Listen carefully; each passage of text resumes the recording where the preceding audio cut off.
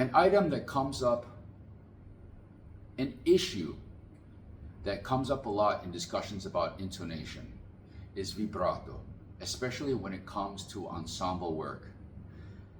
Now, vibrato itself is something where I've heard many good teachers say it helps intonation. I've heard some people tell their students, when you really want to tune, don't use vibrato. So there seems to be a lot of confusion and mystery about vibrato. There are also many types of vibrato, wrist vibrato, arm vibrato, so on and so forth. So what do we know about vibrato? We do know that when done correctly, it actually improves resonance of the instrument. What else do we know? We know that if done incorrectly, it can completely knock off your intonation. We also know that people will change the approach of their right arm, especially young players, when they introduce vibrato into their playing. So, that being said, when is vibrato good in ensemble practice and when is it not? I believe for young players, when you first try to get them to really listen to each other, non-vibrato is a good technique to use. It's not an end game by any means, but it's something good so they can limit the amount of things that they have to experiment with when they're trying to play in tune with each other, so they can really start to listen to each other.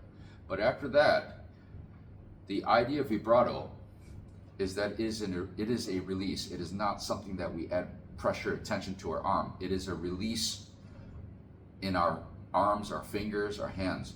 So with that in mind, because it's a release, it is more easy to adjust the intonation when the hand is in motion. You think about it, if you are, say, doing boxing or something, or taekwondo or some other martial art, it's easier to react when you are already in motion. As they say, what is it, the physics thing, something that is in motion is more likely to stay in motion, something that is already still is more likely to stay still. So this is the same on violin. We do not defy the laws of physics just because we play the violin.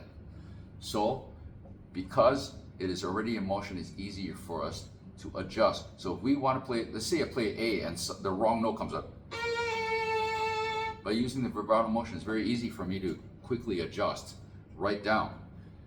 So this is something that also all players can use in ensemble or anytime they're trying to play in tune.